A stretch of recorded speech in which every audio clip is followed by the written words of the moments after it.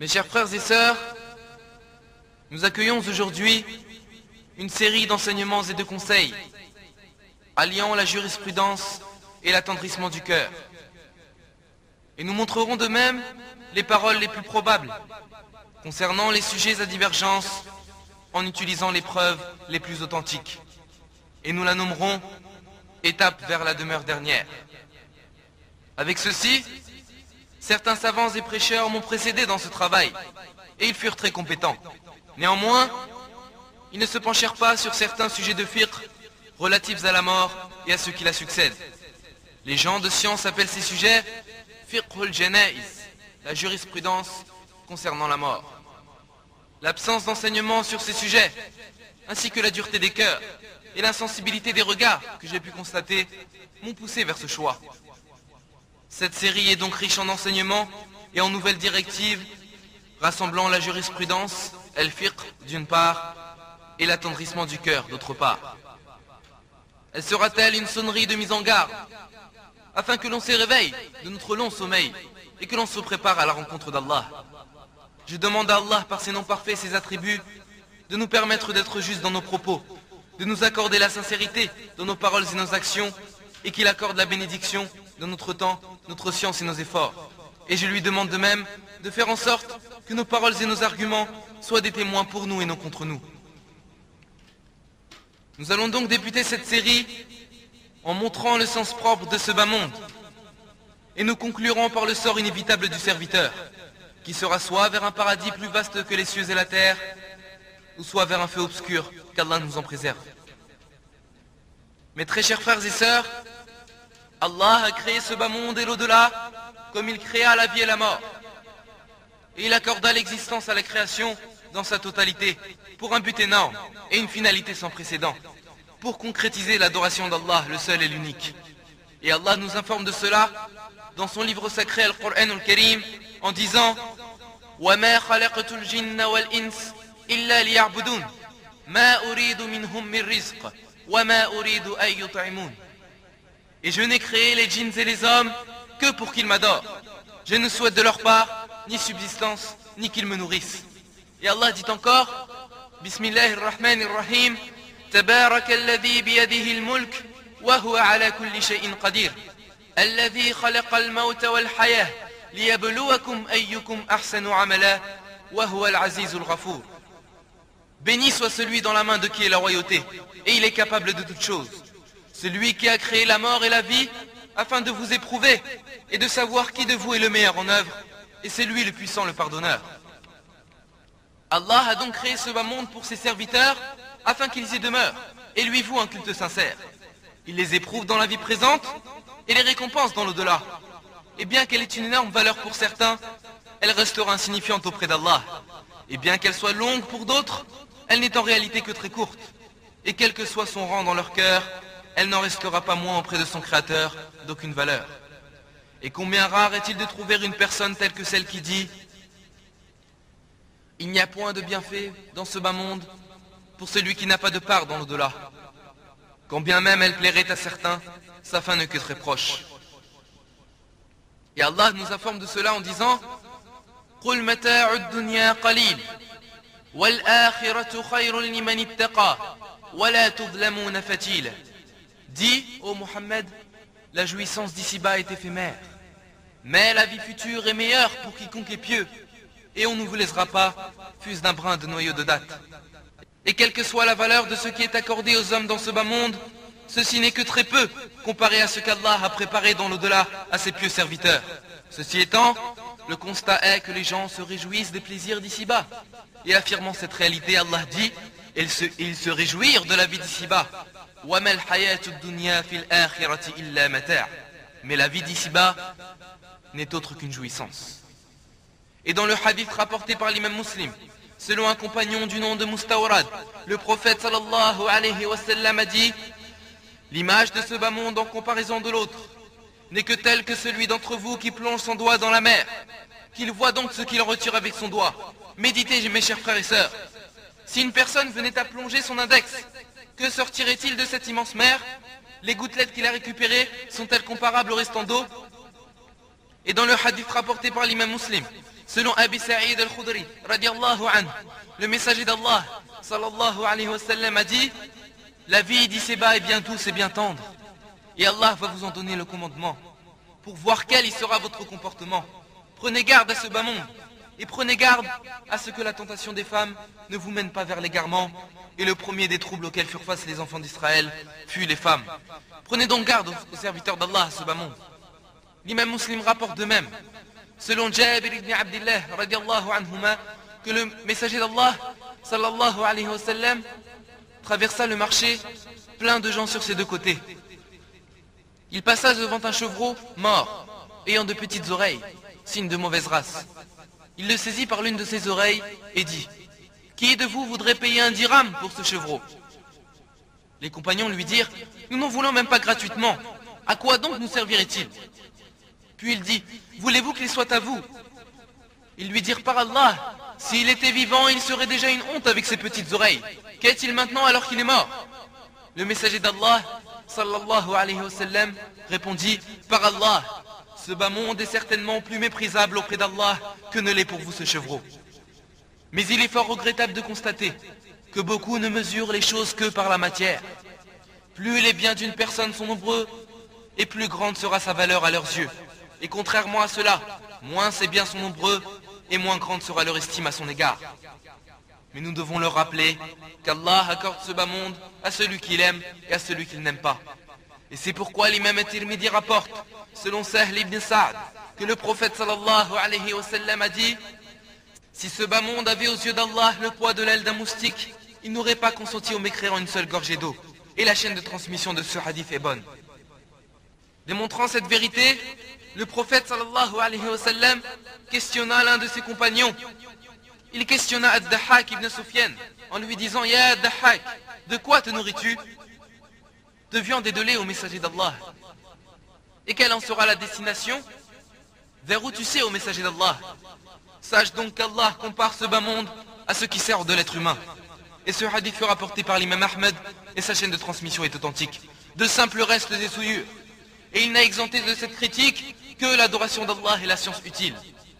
Selon Abi Huraira, radiallahu anhu, le messager d'Allah, sallallahu alayhi wa sallam, a dit: attention, ce bas monde est maudit, ainsi que tout ce qu'il contient, sauf l'évocation d'Allah, principalement la prière, et ce qui s'ensuit comme bonnes œuvres, de même qu'un savant et un étudiant. Et ce hadith fut cité dans le recueil d'Ibn Majah, et sa chaîne de transmission est bonne, comme le dit Sheikh al-Albani. Et vers cette signification, Ali ibn Abi Talib attira notre attention en disant: ce bas monde est une demeure de loyauté pour celui qui a été loyal et véridique dans ses œuvres, une demeure de salut pour celui qui en a saisi le véritable sens, et une demeure de richesse pour celui qui a su s'enrichir. Il est le terrain d'atterrissage de la révélation d'Allah, le lieu de prière des prophètes et leur terre de négoce. Serviteur d'Allah, il est un devoir pour chacun de semer dans ce bas monde, afin de récolter dans l'au-delà, semer par l'accomplissement de bonnes œuvres, afin d'en récolter les fruits dans la demeure dernière. Les hommes se doivent de vivre dans ce bas monde et non pour ce bas monde. Tu te dois, très chers frères et sœurs, de vivre dans ce bas monde et non pour ce bas monde. Tout ce qu'Allah a créé dans cette demeure est destiné à servir l'homme, afin de lui faciliter l'obéissance de son Seigneur. Mais fort regrettable de constater que les hommes, de fait de leur ignorance du sens propre de la vie présente, s'en disputent les vanités. Et cette réalité est celle que le prophète alayhi salatu wassalam craignait pour sa communauté.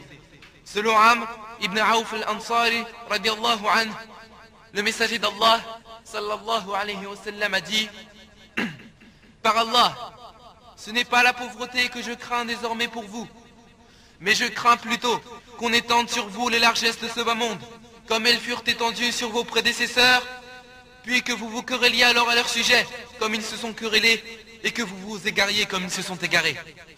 Le messager d'Allah, sallallahu alayhi wa sallam, ne craignait pour sa communauté ni la pauvreté ni le besoin. Et c'est pour cette raison qu'il conseillait à ses compagnons de ne pas s'attacher à ce bas monde. Et il dit à Abdullah ibn Umar, radiallahu anhuma: sois dans ce bas monde comme si tu étais étranger, ou bien plus, un simple voyageur. Et Ibn Umar disait: quand tu es au soir, n'attends pas le matin, et quand tu es au matin, n'attends pas le soir. Prends de ta santé pour ta maladie et de ta vie pour ta mort. Prends donc conscience, chers frères et chères sœurs, que tu es tel un étranger dans une ville lointaine, cherchant à atteindre un but, puis à retourner au plus tôt auprès des siens. L'imam Ahmed rapporte, selon Ibn Mas'ud radiallahu anhu, que le messager d'Allah sallallahu alayhi wa sallam s'était couché sur une natte et à son réveil ses côtés portaient les traces de la natte. Nous lui dîmes, ô messager d'Allah, que dirais-tu si nous t'achetions un tapis? Le messager d'Allah sallallahu alayhi wa sallam répondit, qu'ai-je à faire avec ce bas monde? Je n'y suis que comme un cavalier qui se mit à l'ombre d'un arbre, puis partit en le laissant. Et ce hadith fut cité par Sheikh Al-Albani dans Silsilati Sahiha. Ce bas monde lui a été offert, mais il est resté indifférent, recherchant les plus hauts degrés dans la demeure dernière. Il n'était vêtu de soie et ne portait de couronne. Il portait une tunique rapiécée, alors que s'il le souhaitait, Allah lui aurait accordé tout ce qui se trouve sur cette terre. Ô Allah, nous te demandons de l'évoquer en bien auprès de toi, dans les grandes assemblées, et de le préserver de tout mal. Et avec tout ceci, qu'a-t-il répondu? Qu'ai-je à faire avec ce bas monde? Je n'y suis que comme un cavalier qui se mit à l'ombre d'un arbre, puis partit en le laissant. Très chers frères, l'homme se doit de cerner le sens propre de ce bas monde. Le devoir de chacun est de renoncer au bien de ce bas monde, même s'il lui était offert et que nul ne les lui disputait. Car si le serviteur s'occupe nuit et jour d'un bienfait accordé par Allah, et qu'il oublie le bienfaiteur, ceci n'est autre qu'un malheur. Très peu sont les plaisirs de ce bas monde, et leur destinée n'est autre que la disparition. Très peu est ce que nous possédons, mais notre jugement sera très long. Chacun doit donc se préparer au transfert, qui sera soit vers le bonheur, soit vers le désarroi. Se préparer avant d'être surpris et troublé par le grand voyage. Et c'est pourquoi certains de nos pieux prédécesseurs disaient « L'ivresse causée par ce bas monde est plus forte que l'ivresse causée par les boissons alcoolisées. » Attention, l'ivresse causée par ce bas monde est plus forte que l'ivresse causée par les boissons alcoolisées. En effet, celui qui est enivré par les boissons alcoolisées en revient après un certain moment. Mais celui qui est enivré par ce bas monde n'en revient que dans l'obscurité de la tombe. Et à cet instant, seule la droiture et la loyauté lui seront utiles. Oui, seule la droiture lui sera utile. قُلْ مَتَاعُ الدُّنْيَا قَلِيلٌ وَالْآخِرَةُ خَيْرٌ لِمَنِ اتَّقَى وَلَا تُظْلَمُونَ. Dis, la jouissance d'ici-bas est éphémère, mais la vie future est meilleure pour quiconque est pieux, et on ne vous laissera pas, fût-ce d'un brin de noyau de date. De nos jours, les gens ont élevé la matière et ont délaissé la religion du Créateur des cieux et de la terre. Oui, les gens ont élevé la matière et ont délaissé la religion du Créateur des cieux et de la terre. Et ne sont exclus de cette critique les musulmans qui ont préféré la vie présente à l'au-delà. Ils s'investissent dans la construction de belles demeures, de châteaux, et oublient la tombe, la résurrection et le jour dernier. Ils souhaitent les plus hautes constructions. Pensent-ils vivre éternellement, oubliant la vie future, délaissant leur religion, cette religion dont ils ne se revendiquent et qui n'a aucune place dans leur vie, n'y pensant jamais? Et il est fort regrettable d'entendre certaines personnes dire « Les soucis de cette vie m'ont fait vieillir. Ce bas monde l'a fait vieillir, mais quant à l'au-delà, elle n'a aucun effet sur lui. » Et le messager d'Allah, sallallahu alayhi wa sallam, dit à ce sujet « Celui qui aime ce bas monde nuira à sa demeure dernière, et celui qui aime l'au-delà nuira à sa vie présente. Préférez donc ce qui est durable à ce qui est voué à disparaître. » Et ce hadith fut rapporté par l'imam Ahmed dans son recueil, et sa chaîne de transmission est bonne. L'âme ne supporte la pauvreté, alors que la pauvreté est meilleure qu'une richesse menant à la rébellion. La richesse de l'âme est amplement suffisante, mais si elle refuse, sache que rien sur terre ne la comblera. Aie pour principe la sobriété. Tu seras tel un roi, même si tu n'avais que le simple repos du corps. Observe ceux qui ont possédé ce bas monde. L'ont-ils quitté avec autre qu'un linceul et du parfum?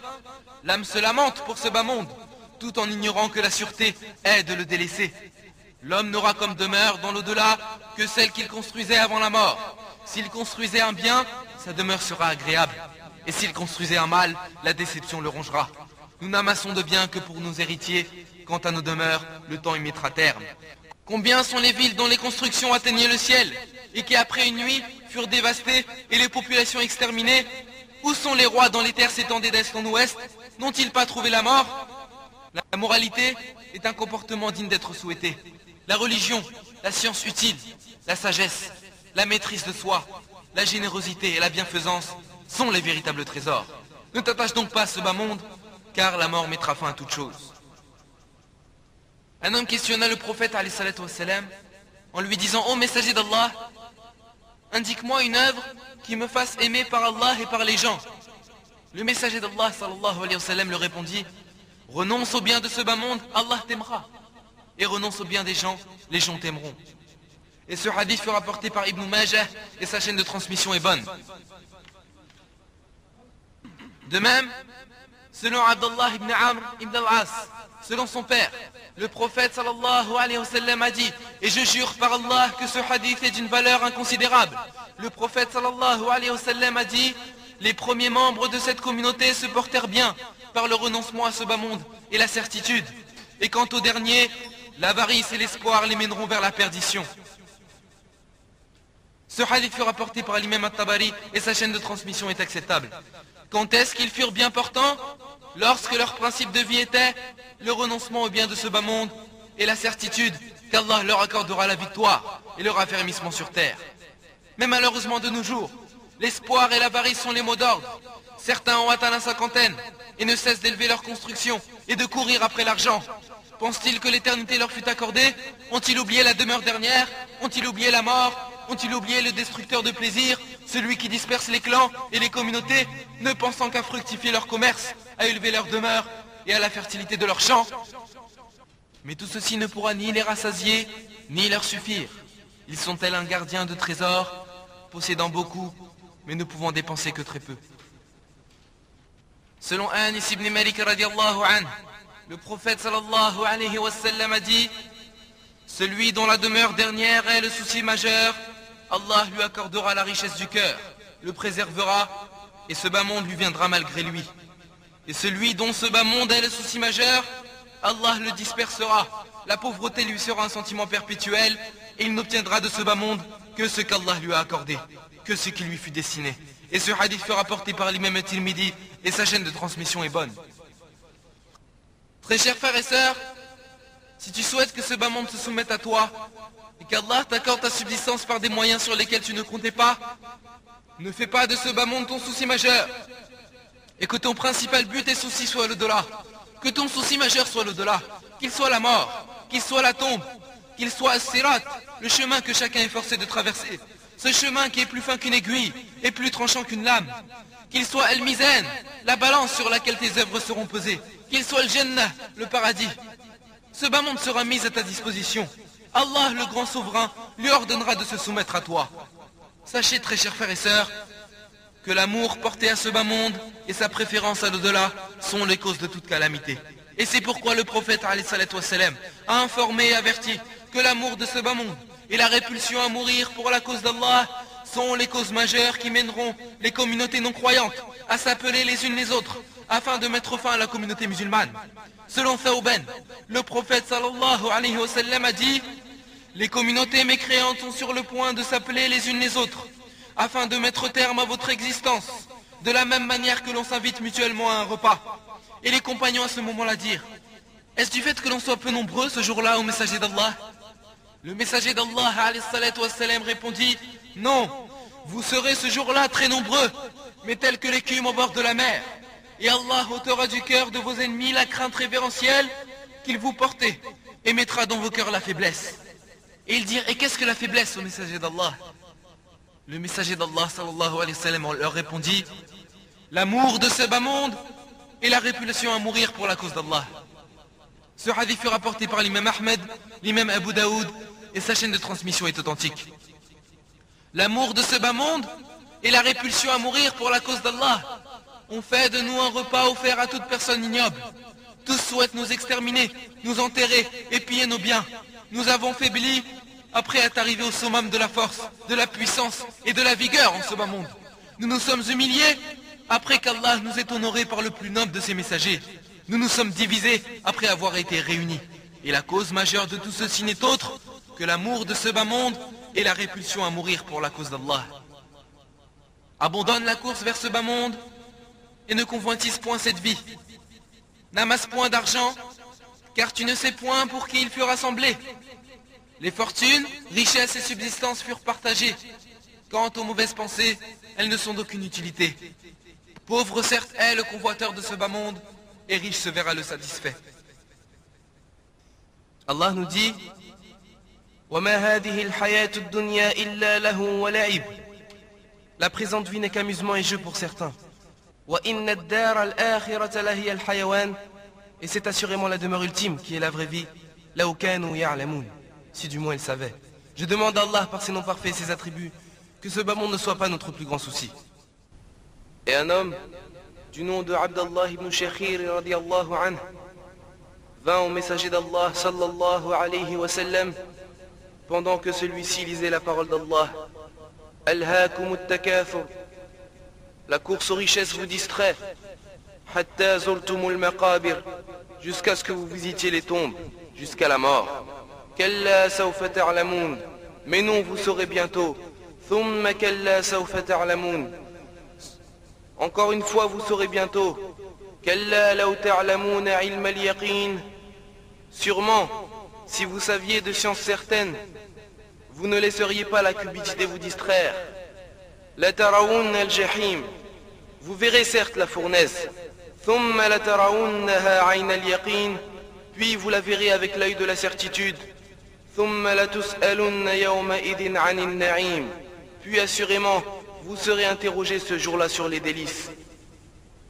Et après que le prophète sallallahu alayhi wa sallam ait lu cette parole d'Allah, il dit, le fils d'Adam dit mes biens, or qu'as-tu d'autre au fils d'Adam de tes biens si ce n'est ce que tu as mangé et que tu as ainsi épuisé, ou bien ce que tu as porté comme vêtement et que tu as ainsi usé, ou ce dont tu as fait aumône et que tu as fait parvenir à ses ayants droit ceux qui la méritent. Et ce hadith fut rapporté par l'imam Muslim. Telle est la vie, mes chers frères et sœurs. Et Allah nous dit اعلموا أنما الحياة الدنيا لعب وله وزينة. Sachez que la vie présente n'est pour certains que jeu, amusement et vaine parure. وتفاخر بينكم. Une course à l'orgueil entre vous. وتكاثر في الأموال والأولاد. Et une rivalité dans l'acquisition des richesses et des enfants. كمثل غيث أعجب الكفار نباته. Elle est en cela pareille à une pluie. La végétation qui en vient émerveille les cultivateurs. Puis elle se fane, et tu la vois donc jaunir. Ensuite elle devient des débris. Et dans l'au-delà, il y a un très dur châtiment. Et aussi pardon et agrément d'Allah.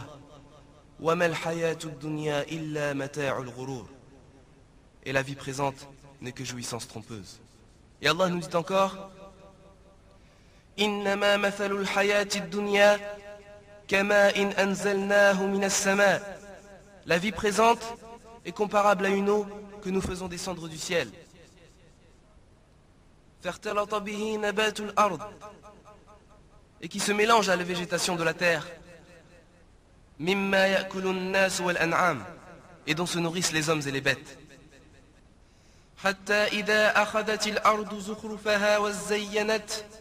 Puis, lorsque la terre prend sa parure et s'embellit, وظن أهلها أنهم قادرون عليها.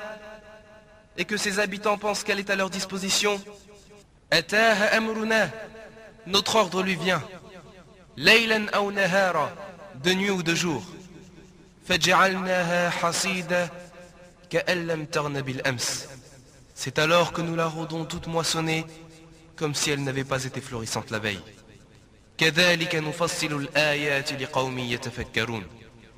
Ainsi exposons-nous les preuves pour les gens qui réfléchissent. Je demande à Allah par ses noms parfaits et ses attributs que l'on fasse partie de ceux qui prêtent l'oreille à la parole, puis suivent ce qu'elle contient de meilleur. Ce sont ceux-là qu'Allah a guidés. Toutes les louanges appartiennent à Allah, le Seigneur des mondes. Et je témoigne que nul ne mérite d'être adoré en dehors d'Allah, l'unique sans associé. Et j'atteste que Mohammed est son serviteur et son messager. Ô Allah, nous te demandons d'évoquer en bien auprès de toi dans les grandes assemblées, et de préserver de tout mal, et de bénir notre bien-aimé prophète, ainsi que sa famille, ses compagnons, et tous ceux qui suivent son chemin jusqu'au jour dernier. Qu'Allah accorde sa miséricorde à celui qui médite et réfléchit sur le véritable sens, l'aboutissement et la fin de sa vie, et l'accueil que lui réservera son Seigneur. et qui prend garde à ce qu'Allah le voit accomplir un acte interdit ou abandonne un acte obligatoire, se repentant ainsi avant que la mort ne lui vienne. L'imam Soufiane al-Thawri disait: ce bas monde est une demeure instable, une demeure d'affliction et non de joie.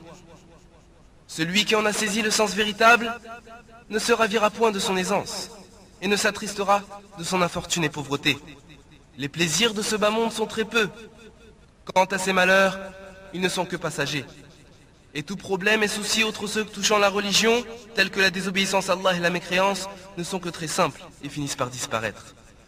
Serviteur d'Allah, quelle que soit la durée de vie de ce bas monde, elle n'est en réalité que très courte. Et bien qu'elle ait une énorme valeur pour certains, elle n'en restera pas moins mesquine et insignifiante. Et quelle que soit la durée de la nuit, le crépuscule n'est que très proche. De même, quelle que soit notre durée de vie, la tombe est inévitable. Et si cette vie devait durer, elle aurait duré pour la meilleure créature ayant effleuré la terre, notre bien-aimé prophète Mohammed sallallahu alayhi wa sallam, à qui Allah s'est adressé en disant: وَمَا جَعَلْنَا لِبَشَرٍ مِّن قَبْلِكَ الْخُلْدَ. Et nous n'avons attribué l'immortalité à nul homme avant toi. أَفَإِن مِّتَّ فَهُمُ الْخَالِدُونَ. Est-ce que si toi tu meurs, ils sont éternels? Après que Mohammed ibn Abdillah sallallahu alayhi wa sallam soit mort, pensez-vous, vous autres commerçants et nobles, obtenir l'éternité? J'adresse ce message à tous ceux qui courent après ce bas monde. Le prophète sallallahu alayhi wa sallam finit par mourir. Quel que soit ce que vous possédez, quel que soit ce que vous commandez, vous n'échapperez pas à la mort et vous n'obtiendrez pas l'éternité. Notre bien-aimé le prophète sallallahu alayhi wa sallam, son Seigneur s'est adressé en lui disant: Innaka mayyitun wa innahum mayyitun. En vérité tu mourras et ils mourront eux aussi. Thumma innakum yawm al-qiyamati 'inda rabbikum tahtasimun. Ensuite, au jour de la résurrection, vous vous disputerez auprès de votre Seigneur. Et l'un des plus grands prophètes, Nuh alayhi salam, a vécu plus de 10 siècles, et avec ceci, lorsqu'il fut questionné sur son lit de mort: comment as-tu trouvé cette vie, ô Nuh?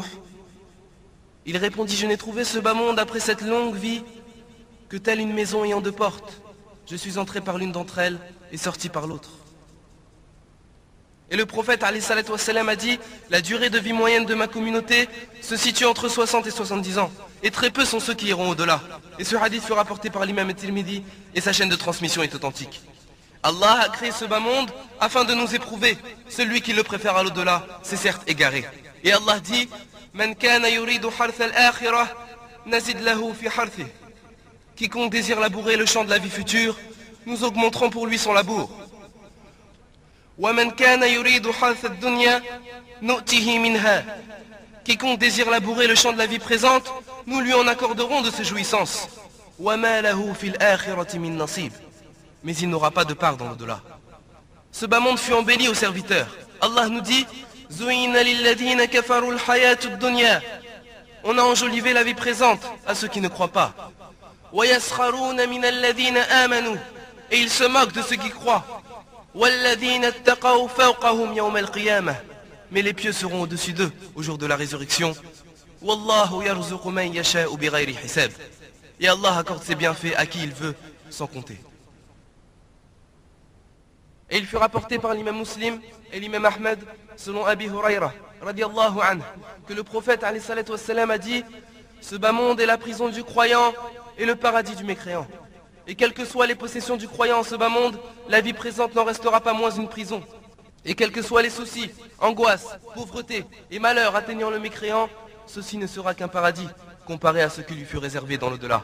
Et c'est pourquoi il fut cité que le Hafid ibn Hajar, rahimahullah, qui est le chef des croyants dans la science du hadith et qui est juge en Égypte en son époque, s'était rendu un jour au tribunal dans un somptueux véhicule et vêtu d'un bel habit. Un homme, soit chrétien soit juif, vivant sous la tutelle des musulmans, s'est alors mis en travers de son chemin et lui dit: ô juge, arrête-toi. Il lui répondit: qu'y a-t-il?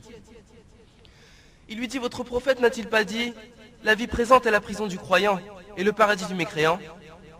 Et te voici vêtu de beaux habits et te déplaçant dans un somptueux véhicule, tel un roi. Quant à moi, tu peux observer ma situation. Cet homme était un marchand d'huile et de graisse. Il portait des habits usés et sales, et l'on pouvait constater la pauvreté et la fatigue de cet homme. N'es-tu pas croyant, et moi chrétien, ou bien et moi juif? Comment expliques-tu donc ce hadith? Al-Hafid ibn Hajar, rahimahullah, lui répondit: les bienfaits dans lesquels je suis aujourd'hui, comparés à ce qu'Allah a préparé aux croyants au paradis, n'est autre qu'une prison. Quant à toi, la pauvreté, la fatigue et les malheurs te touchant sont un paradis comparé à ce qui t'attend comme châtiment. L'homme s'écria: La ilaha illallah, Muhammad Rasulullah. Cet homme fut exhorté et en profita. Le rappel lui est arrivé et il le suivit. Man kana yuridu al-hayata ad-dunya wa zinataha nuwaffi ilayhim a'malahum fiha wa hum fiha la yubkhasun. Ceux qui veulent la vie présente avec sa parure, nous les rétribuerons exactement selon leurs actions sur terre, sans que rien leur en soit diminué. Et Allah dit: Man kana yuridu al-ajilah ajjalna lahu fiha ma nasha'u liman nurid. Quiconque désire la vie immédiate, allusion à celui qui œuvre uniquement pour les jouissances de la vie présente, nous nous hâtons de donner ce que nous voulons.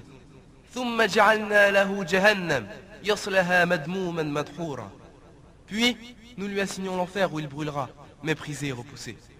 Et il fut rapporté dans le recueil de l'imam Ahmed, selon Aïcha radiallahu anha, que le prophète sallallahu alayhi wa sallam a dit: la vie présente est la demeure de celui qui n'a aucune demeure dans l'au-delà. Et elle représente les seuls biens de celui qui n'a aucun bien dans l'au-delà, et réunit pour ce bas monde celui qui n'en a aucune raison. Et sa chaîne de transmission est authentique. La vie présente est la demeure de celui qui n'a aucune demeure dans l'au-delà, et elle représente les seuls biens de celui qui n'a aucun bien dans l'au-delà, et réunit pour ce bas monde celui qui n'a aucune raison.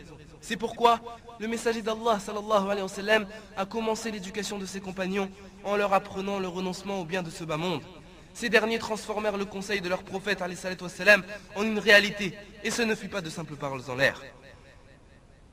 Il fut rapporté que Saad ibn Abi Waqqas rendit visite à Salman al-Farisi pendant qu'il était sur son lit de mort. Salman s'est alors mis à pleurer.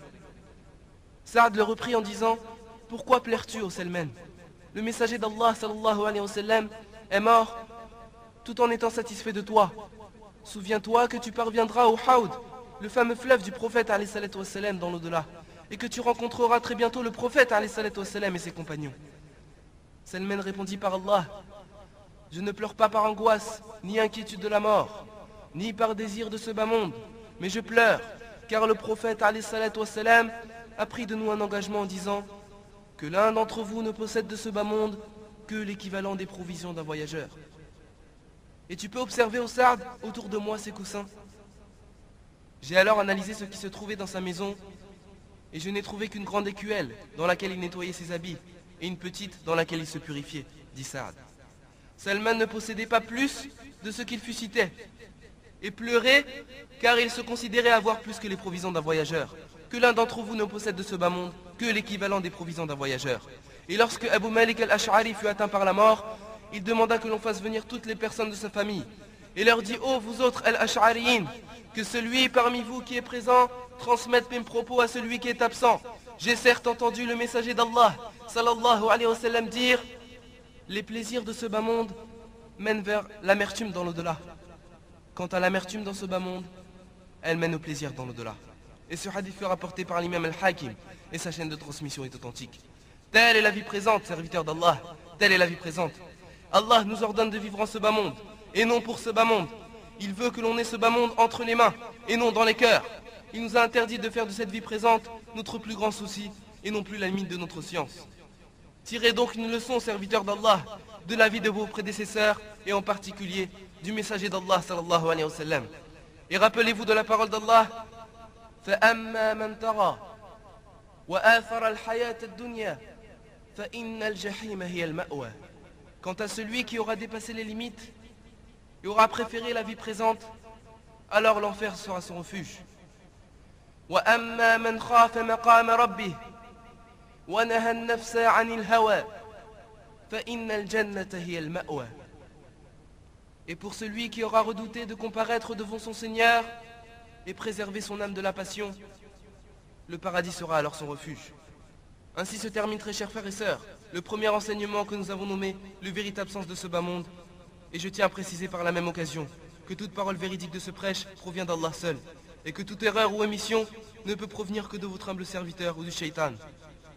Et je demande à Allah d'évoquer en bien auprès de lui son noble prophète alayhi salatu wassalam, ainsi que sa famille, ses compagnons et tous ceux qui suivent son chemin jusqu'au